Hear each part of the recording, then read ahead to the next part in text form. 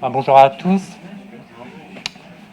Donc là, je vais vous présenter un sujet assez costaud. Donc j'espère que vous avez bien mangé ce midi, que vous avez pas mal à la tête, parce que ça va envoyer du lourd.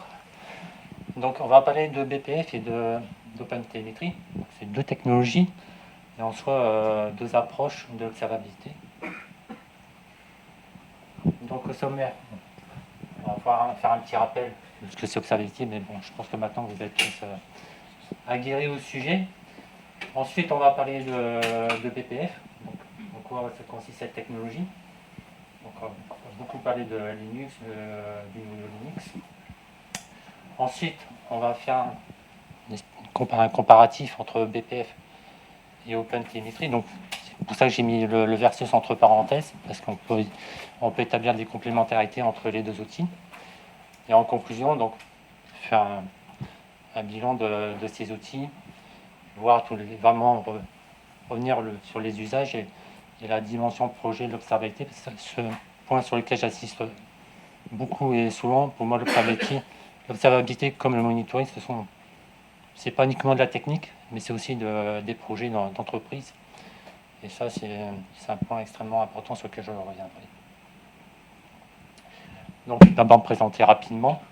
Donc, moi, c'est Samuel Dessau, donc je suis à la fois consultant et formateur.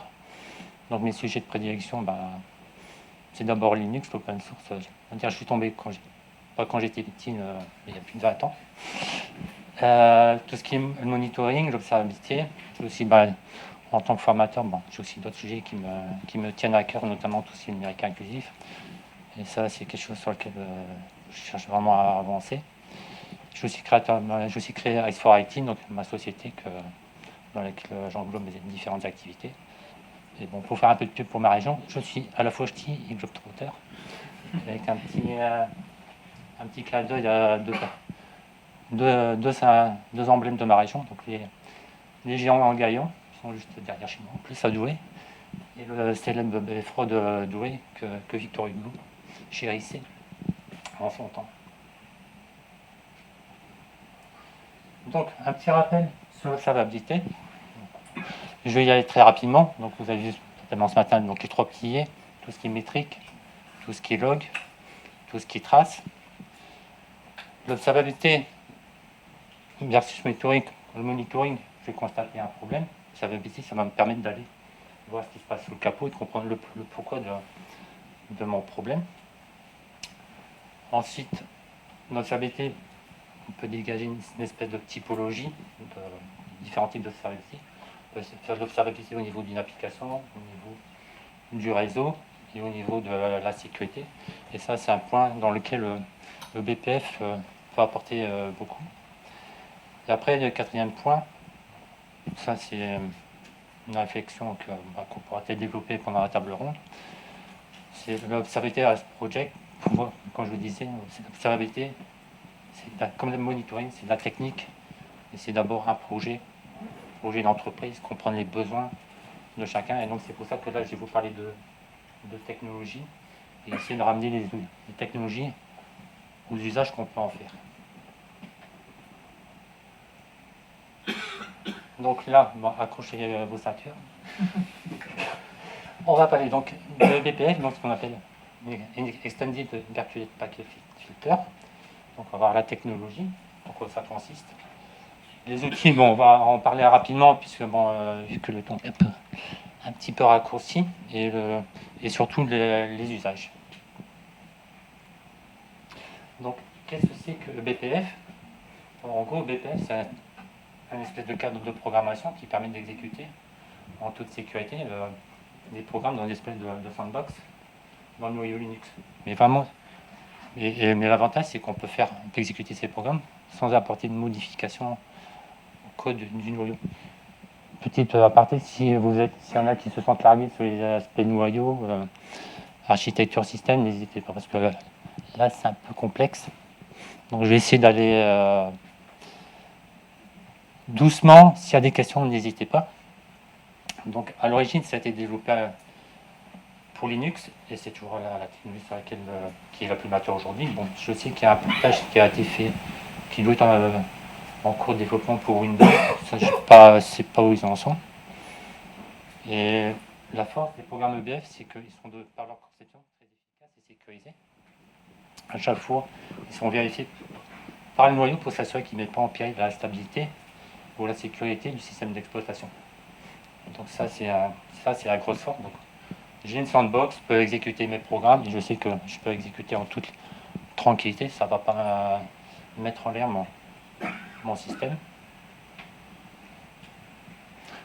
Donc, c'est une technologie qui permet d'exécuter dans un environnement confiné.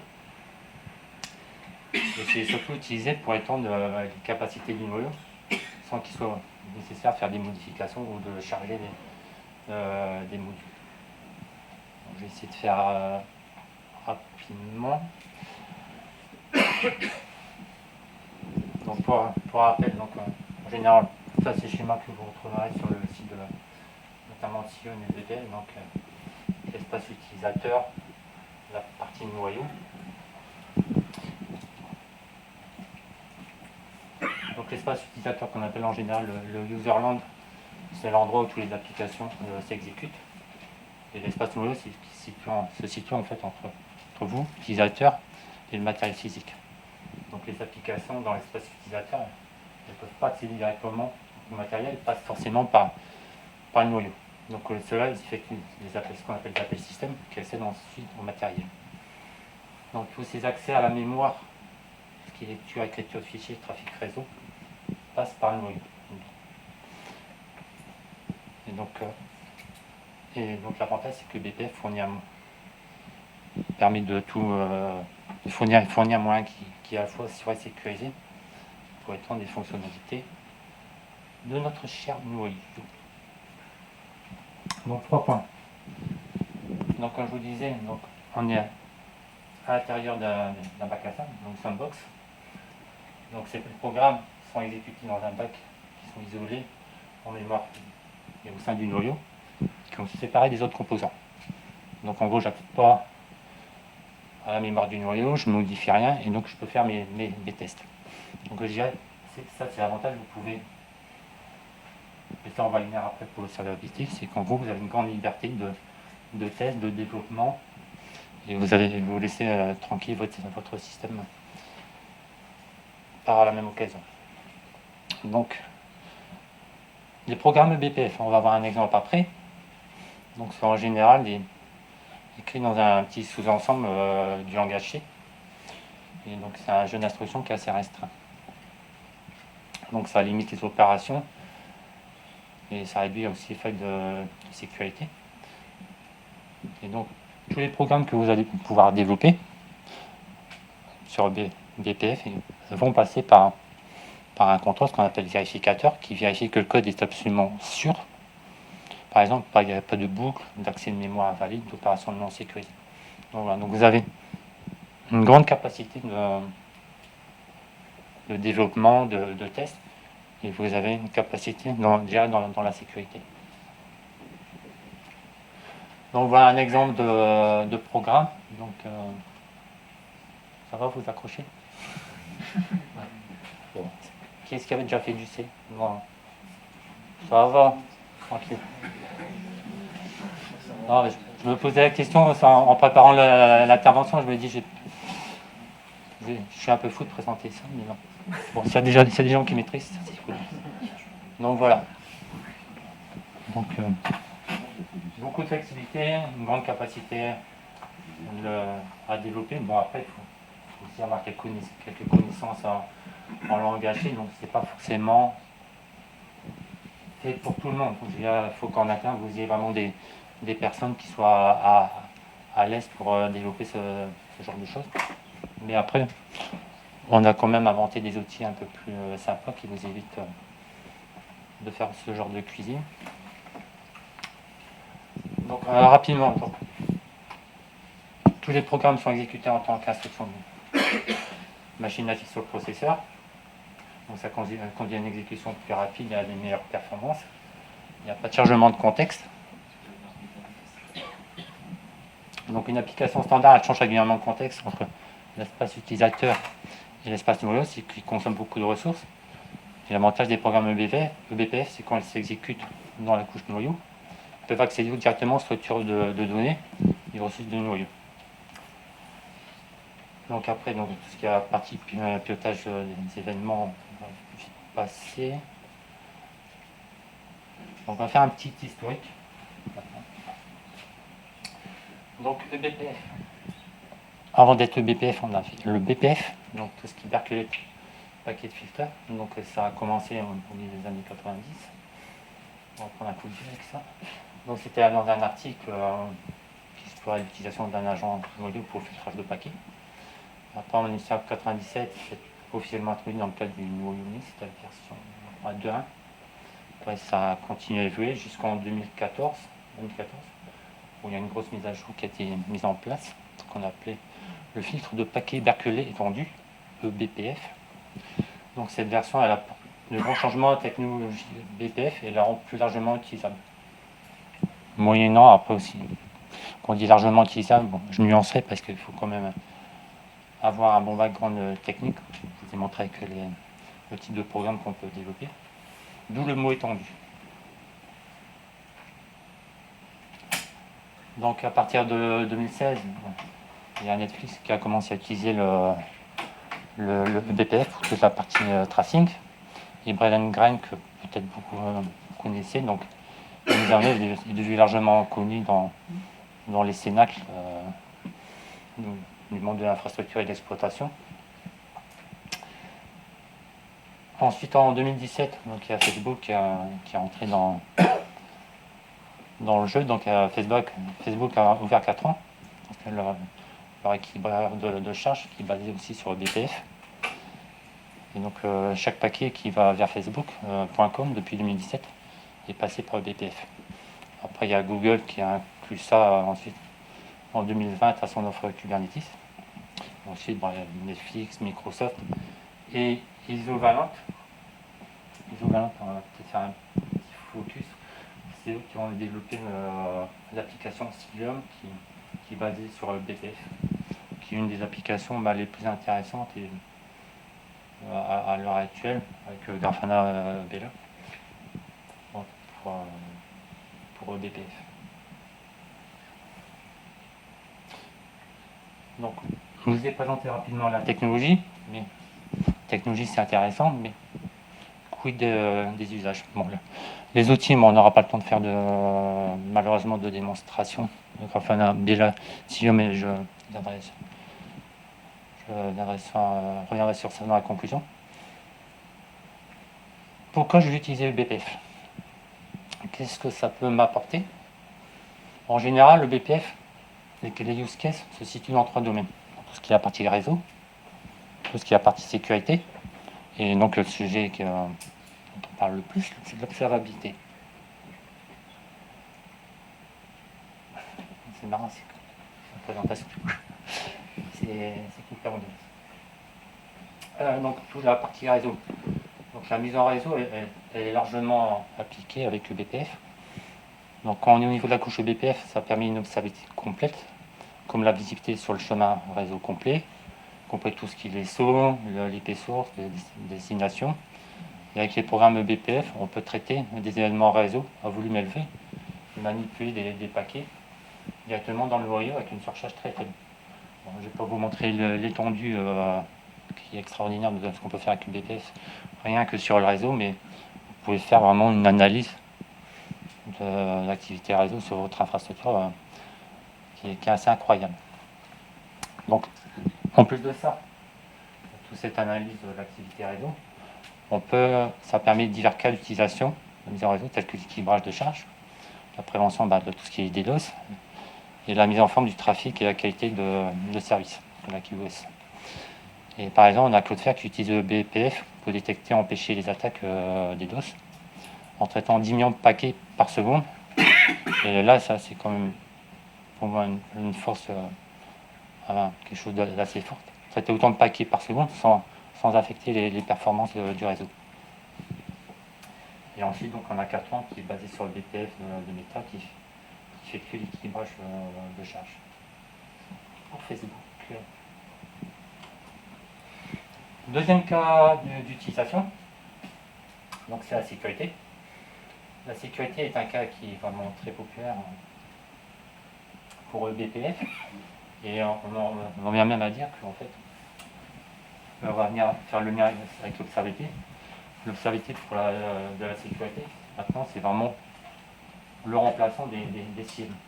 Dans les SIEM, au fut et à mesure, c'était des technos qui ont fait leurs preuves, mais qui ont montré leurs limites.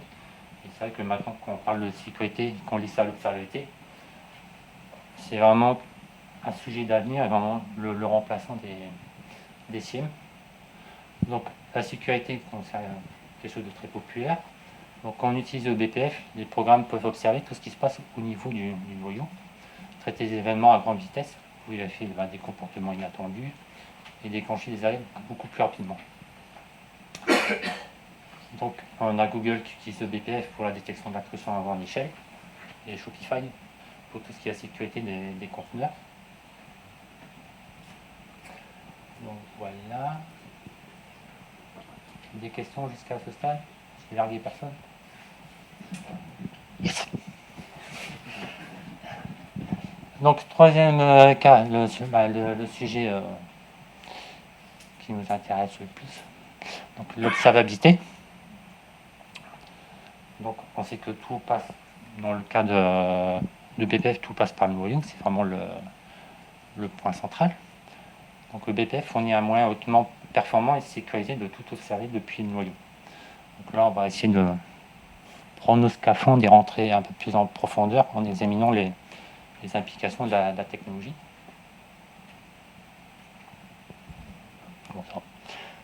Donc, pour explorer ça, on va sortir vraiment de BPF et passer à l'univers de l'observabilité et examiner comment il fait une solution d'observabilité standard. Donc, une solution d'observabilité, elle a 4 composants principaux. Elle a une partie, donc collecte de données, pour l'obtention des données de télémétrie à partir d'applications et d'infrastructures. Et c'est là qu'on pourra, par exemple, utiliser un OpenTelemetry. Tout ce qui est la partie traitement des données, filtrage, indexation, calcul. Toute la partie stockage, donc stockage à court terme et à long terme des données. Et la couche d'expérience utilisateur, pour déterminer comment les données sont consommées. En gros, c'est le roadmap, on pourrait faire une comparaison avec la stack élastique, et je crois qu'il y a un représentant d'élastique dans la salle. Donc toute la collecte de données, c'est pour faire une comparaison avec les agents bits. Le traitement des données, tout ce qui est Logstash, stockage, plus la partie Elasticsearch, la couche d'expérience utilisateur, donc la partie Kibana. Et donc, dans ces quatre étapes, l'impact de BPF a souvent n'est arrêté que sur la couche de collecte de données. Donc la collecte facile de données et de télémétrie se fait directement à partir du noyau avec le BPF.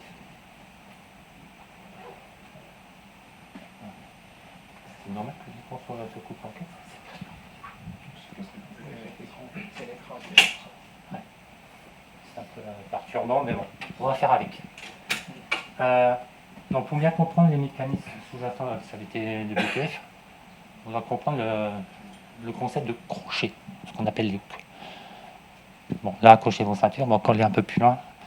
Comme on l'a vu précédemment, donc tous les programmes sont basés sur des events, c'est-à-dire qu'ils seront déclenchés à chaque fois qu'un événement spécifique se produit.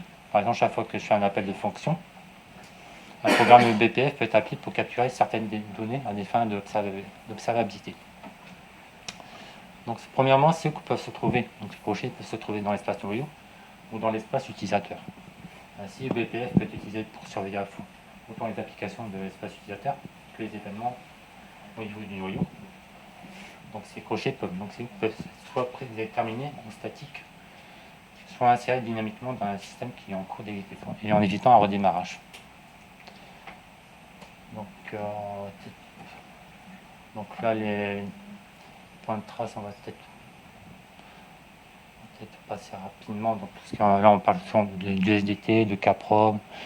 Donc, je ne vais pas forcément rentrer plus dans les détails, mais ça va demander plus de temps.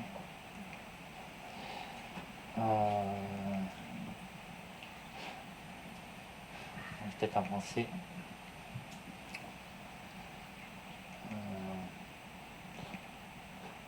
Bon, je regarde après, on pose moi j'ai des questions-réponses. Donc dans les outils, on va plutôt avancer rapidement sur les outils. Donc là, les outils, bon, il y a Cilium, il y a une didovalente. Grafana Bella qui est sorti officiellement il y a 15 jours à Observati.com. Donc tout ça, je vous cible le nom qu'on prend. J'aurais voulu avoir le temps de faire une démonstration, de faire là, mais ça va être un peu des contraintes par le temps. On peut rentrer rapidement dans OpenTelemetry. Qui utilise OpenTelemetry?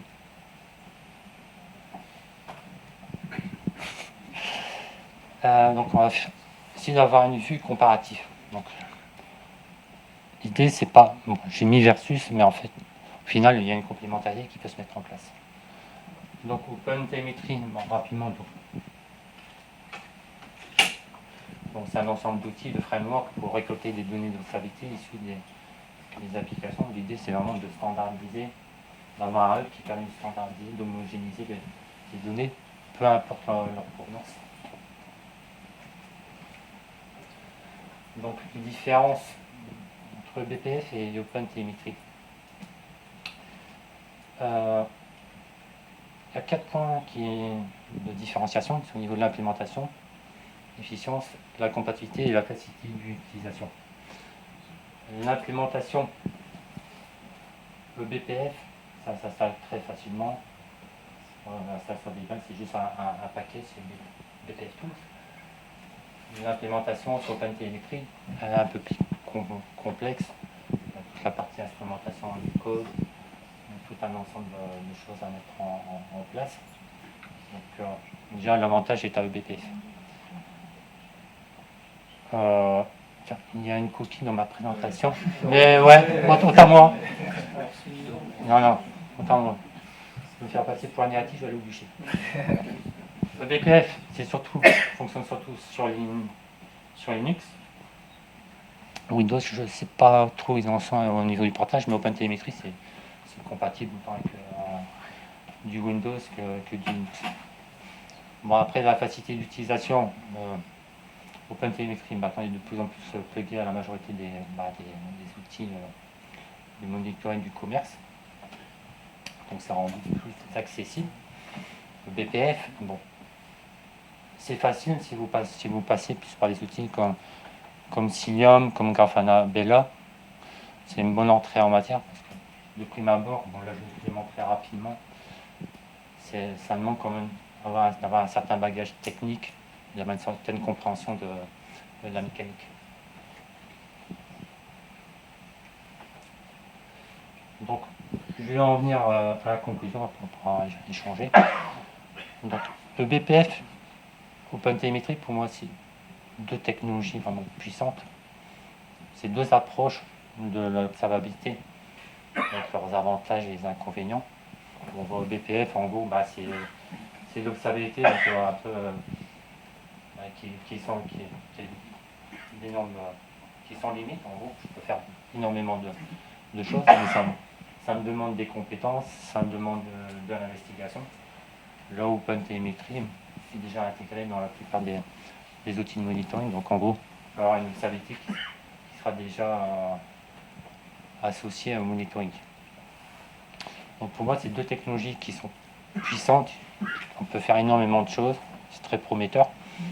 Mais après, il y a 2 points sur lesquels j'insisterai fortement parce que c'est le discours que je martèle toujours chez les clients. C'est que on parle de BPF, on parle d'OpenTelemetry, on va parler de Jaeger, on va parler de Grafana Bella, etc. Mais il faut toujours garder toujours aussi à l'esprit les finalités de ce qu'on fait. Pourquoi on fait l'observabilité, pourquoi on va faire du monitoring, c'est essayer d'avoir toujours un site performant, toujours offrir des services performants, d'avoir des utilisateurs satisfaits, d'où la nécessité de cerner ses besoins. C'est pour ça que j'ai insisté sur cette dimension projet d'observabilité. Là, c'est que maintenant, l'observabilité, c'est devenu un peu une espèce de buzzword, comment de faire de l'observabilité. Il faut bien comprendre d'où on part, parce que j'ai un monitoring qui tient la route, parce que je connais mes besoins qui font que je vais faire de l'observabilité, qui font que je vais utiliser un outil plus qu'un autre. Donc toujours garder ça en tête, parce que si vous parlez technique avant pas de besoin et de la finalité, en gros c'est vous plantez le projet. Et en gros l'autre point sur lequel je voulais venir, c'est que le multi-monitoring, l'observabilité, donc toute cette galaxie d'outils pour moi c'est très intéressant, mais on est dans des toujours raisonner projets, dans des projets d'entreprise qui sont un peu structurants et challengeants. Donc si demain vous voulez implémenter le BPF, si vous voulez implémenter l'OpenTelemetry, c'est bien, mais n'oubliez pas toute la dimension projet avec ce que ça implique au niveau humain, au niveau formation, et au niveau après pérennité du service que vous offrez pour les utilisateurs. Comme j'ai tendance à dire souvent, c'est que tout n'est pas dans la tech, tout n'est pas que tech. Là, je vous ai présenté un sujet assez costaud que le BPF. C'est bien de penser technique, mais n'oubliez pas aussi de penser humain et penser aussi service. Et donc, en conclusion, la présentation, je la mettrai en ligne sur LinkedIn. J'ai mis partagé quelques liens. Donc, le site de Brian Greig, qui est la référence en la matière. Le site de Siam et de Grafana. Et en dernier lieu, c'est pas de la publicité, moi je ne suis pas commercial. Je suis en train de développer un projet de formation sur observabilité. Je vous ai mis le lien de mon GitHub. L'idée, c'est qu'à travers ce projet, c'est pouvoir proposer non seulement une formation, mais c'est aussi présenter un cadre méthodologique pour accompagner les entreprises dans leur projet d'observabilité, présenter des outils comme le BPF, comment j'ai utilisé BPF, faire des labs, tout ça. Donc ça, c'est un projet qui est en cours de développement que j'espère, si tout va bien et que ma fin d'année n'est pas aussi périlleuse que l'année que j'ai vécue, la sortir en mois de janvier. Donc voilà, si vous voulez en savoir plus, je suis à votre disposition.